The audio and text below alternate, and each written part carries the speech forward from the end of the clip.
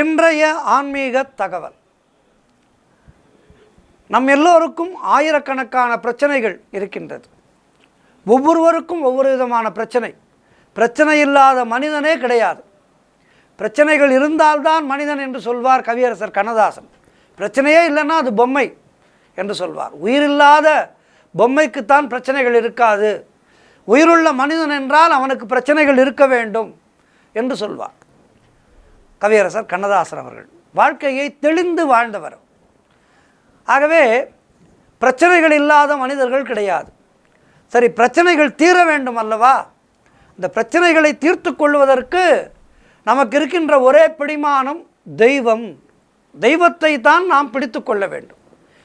மனிதர்களிடம் சொன்னால், ஒரு நண்பரிடம் சொன்னால், அந்த நண்பர் நம்முடைய பிரச்சனைகளை இன்னும் சற்று காது மூக்கு வைத்து அடுத்த நண்பரிடம் சொல்வார், அவர் இன்னொருவரிடம் சொல்வார். இப்படி மற்றவர்களிடம் சொல்வார்களே தவிர நம்முடைய பிரச்சனை தீர்வதற்கான நல்ல வழியை யாரேனும் சொல்வார்களா என்றால் அது இந்த கலிகாலத்திலே கேள்விக்குறிதான்.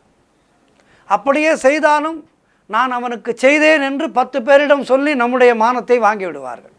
ஆகவே இந்த பிரச்சனைகள் என்பது ஒவ்வொருவருக்குமே மிகப்பெரிய இக்கட்டான நிலைதான். இந்த பிரச்சனைகள் தீர்வதற்கு நாம் இறைவனை மட்டும்தான் கதியாக பிடித்து கொள்ள வேண்டும். பிரச்சனைகளை தீர்ப்பதற்காகவே தெய்வங்கள் இருக்கின்றது. அப்படிப்பட்ட ஒரு தெய்வத்தை பற்றித்தான் இன்றைய நாளிலே நாம் பார்க்க இருக்கின்றோம். பிரச்சனைகளை எல்லாம் தீர்த்து நம்மை ஆட்கொள்கின்ற தெய்வம் வக்ரகாளி அம்மன். இந்த வக்ரகாளி அம்மன் கோவிலை பற்றித்தான் இன்றைய நாளிலே அந்த அம்மனுடைய சிறப்புகளையும், இந்த அம்மனுக்கு என்னவெல்லாம் செய்தால் நம்முடைய பிரச்சனைகள் தீரும் என்பதை பற்றியெல்லாம் இன்றைய நாளிலே ஆன்மீக தகவலிலே பார்க்க இருக்கின்றோம். இந்த வக்ரகாளி அம்மன் கோவில் என்பது தேவார பாடல் பெற்ற தலங்களிலே ஒன்று. தொண்டை நாட்டிலே அமைந்துள்ள அற்புதமான தலம் இந்த தலம். திருவக்கரை, இந்த ஊரின் பெயர் திருவக்கரை. அதனால்தான் இந்த அம்பாளின் பெயர் திருவக்கரை வக்ரகாளி அம்மன் என்றே நிலைத்து விட்டது. விழுப்புரம் மாவட்டத்திலே வானூர் வட்டத்திலே அமைந்திருக்கின்றது இந்த அற்புதமான திருக்கோயில். இந்த கோவிலுடைய மூலவர் சிவபெருமான் தான். ஆனால் அம்பாள் வழிபாடு இங்கு அதிகமாக இருக்கின்ற காரணத்தினாலே வக்ரகாளி அம்மன் கோவில் என்ற திருப்பெயரோடே இந்த கோவில் வழங்கப்பட்டு வருகின்றது. புதுச்சேரியிலிருந்து வந்தால் 20 கிலோமீட்டர் தொலைவிலே இந்த ஆலயம் அமைந்திருக்கின்றது. விழுப்புரத்துக்கும் புதுச்சேரிக்கும் இடையிலே திருக்கனூர் என்ற ஊருக்கு அருகிலே புதுக்குப்பம் என்னும் ஊரிலே அமைந்திருக்கின்றது இந்த அற்புதமான ஆலயம். திண்டிவனம், விழுப்புரம், புதுச்சேரி ஊர்களிலிருந்து இந்த ஆலயத்துக்கு எளிதாக செல்லலாம். இந்த ஆலயமானது கம்பீரமான ராஜகோபுரம் அணி செய்ய அகலமான பிரகாரங்களோடு ஊருக்கு மத்தியிலே அமைந்திருக்கின்ற அற்புதமான திருக்கோவில். இங்கு மூலவர் சந்திரமௌலீஸ்வரர் என்ற பெயரிலே சிவபெருமான் அற்புதமாக காட்சி தருகின்றார். பிறைசூடிய பெருமான் சந்திரசேகரர் என்ற திருப்பெயரோடு காட்சி தருகின்றார். அம்பாளுடைய திருப்பெயர் வடிவாம்பிகை என்பதாகும். இங்குள்ள லிங்கமூர்த்தி மும்முகமாக காட்சியளிப்பது மிக சிறப்பு. கிழக்கிலே தற்புருடம், வடக்கே வாமதேவம், தெற்கிலே அகோரமுகமாகவும் காட்சி தருகின்ற அற்புத அமைப்பு வேறு எங்குமே காண கிடைக்காத ஒரு ரூபமாகும். இந்த அகோரமுகத்தின் வாயில் இரு ஓரத்திலும் 2 கோரை பற்கள் தெரியும். அதுவும் பாலபிஷேகம் செய்யும் போது நாம் இந்த பற்களை மிக தெளிவாக பார்க்க முடியும். வக்ரம் என்றால் முறை மாறி உள்ளது அல்லது நேர் எதிராக உள்ளது என்பது பொருள். கிரகங்கள் வக்ரமாக சுற்றுகின்றன என்று சொன்னால் பின்னோக்கி சுற்றுகின்றன, எதிர்மறையாக சுற்றுகின்றன என்று பொருள். இந்த கோவிலிலே கொடிமரம், பலிபீடம், சனி எல்லாமே வக்ரமாகத்தான் இருக்கும். பொதுவாக கோவில் கருவறைக்கு நேர் எதிரிலே கொடிமரம் இருக்கும். ஆனால் இங்கே வடபுறமாக விலகி வக்கரமாக இருக்கின்றது. அதேபோல் கோபுரவாசல் சுவாமிக்கு நேராக இல்லாமல் அதுவும் சற்று விலகி வக்கர நிலையிலே இருக்கின்றது. இங்கே உள்ள வக்ரகாளி அம்மனுக்கு பௌர்ணமி பூஜை என்பது மிக விசேஷமாக நடைபெறுகின்றது. அமாவாசையிலே பகல் நேரத்திலும், பௌர்ணமியிலே இரவு 12 மணிக்கும் வக்ரகாளி அம்மனுக்கு சிறப்பு பூஜைகள் நடைபெறுவது மிகுந்த சிறப்பாகும். இந்த பூஜையிலே கலந்து கொள்பவர்களுக்கு அவர்களுடைய வேண்டுதல்கள் எல்லாமே நிச்சயமாக நிறைவேறும் என்பது ஐதீகம். திருவக்கரை பத்ரகாளி அம்மனுக்கு பிரசித்தி அதிகம். வக்ரகாளியனுடைய இடது பாகத்திலே ஆதிசங்கரர் ஸ்ரீசக்கரத்தை பிரதிஷ்டை செய்திருக்கின்றார். இந்த சிவாலயத்திலே வரதராஜ பெருமாளுக்கு தன் சன்னதி உண்டு. வக்ராசூரனை வதம் செய்த பிரயோக சக்கரம் அவருடைய கையிலே மாற்றி வைத்திருப்பதும் ஒரு வக்கரம்தான். ஒரு கோவிலின் விசேஷம் அங்கே உள்ள சித்தர்கள் ஜீவசமாதி, பிருந்தாவனம் முதலிய சிறப்புகள். அந்த அடிப்படையிலே குண்டலினி சித்தர் இங்கு ஜீவசமாதி அடைந்துள்ளார். ஆகவே இங்கு வருபவர்களுக்கு சித்தர்களுடைய பேரருள் கிடைக்கும். அவருடைய சமாதியானது கோவிலுக்குள்ளேயே அமைந்திருப்பது சிறப்பு. வக்ரகாளியனுடைய வலது காதிலே குழந்தை குண்டலமாக தொங்குவது இங்கு சிறப்பு. பொதுவாக காளி வீராவேசமாக காட்சி தருவாள். ஆனால் இங்கு சாந்த ஸ்வரூபிணியாக நமக்கு காட்சி தருகின்றாள் வக்ரகாளி. இங்கே உள்ள சனி பகவான் மிகவும் பிரசித்தி பெற்றவர் ஆவார். பொதுவாக சனி பகவானுக்கு வலப்புறமாக இருக்க வேண்டிய அவருடைய வாகனமான காகம் இங்கே இடதுபுறத்திலே வக்கரமாக அமைந்திருக்கின்றது. அதனால் இவருக்கு வக்கர சனி என்று பெயர். இந்த வக்கர சனியை வணங்குபவர்களுக்கு சனியினால் ஏற்படுகின்ற துன்பங்கள் வக்கரமாகி, அதாவது மாறி நன்மையாக முடியும் என்பது ஐதீகம்.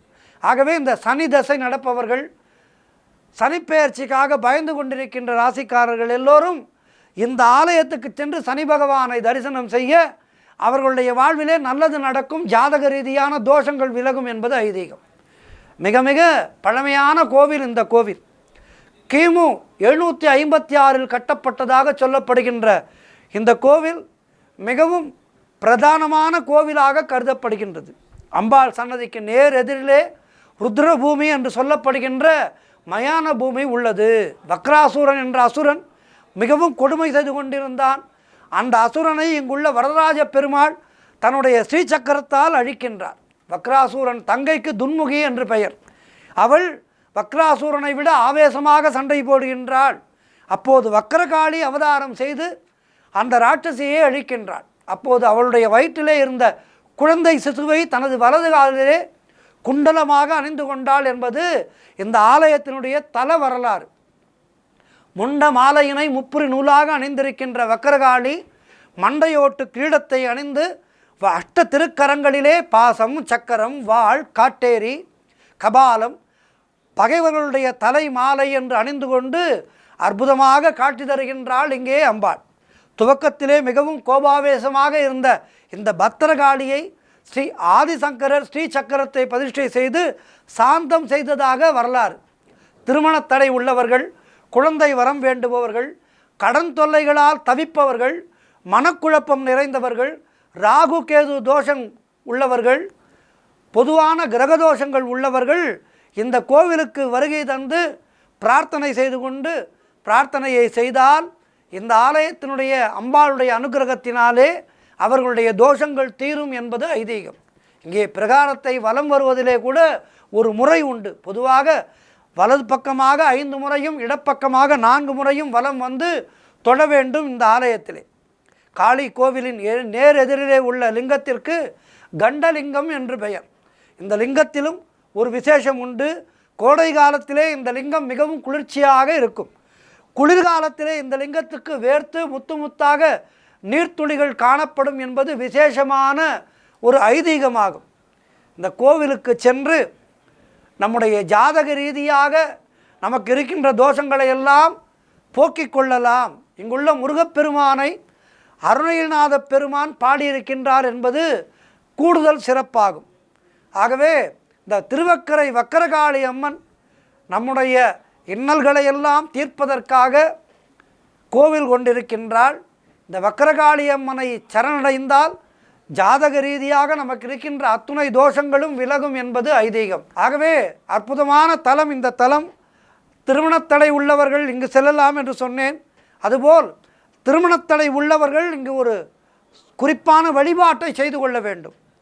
பத்ரகாளி அம்மன் சன்னதிக்கு எதிரிலே உள்ள தீபலட்சுமி அம்மனுக்கு திருமாங்கல்ய கயிறு கட்டி எலுமிச்சம்பழ தீபம் ஏற்றினால் நம்முடைய வேண்டுதல் சீக்கிரமாக நிறைவேறும் என்பது ஐதீகம். அதேபோல் சித்ரா பௌர்ணமி, தமிழ் வருட பிறப்பு, பொங்கல், ஆடி கிருத்திகை, தைக்கிருத்திகை, தைப்பூசம், கார்த்திகை தீபம் முதலிய நாட்கள் எல்லாம் இங்கு மிக மிக விசேஷமாக கொண்டாடப்படுகின்றது.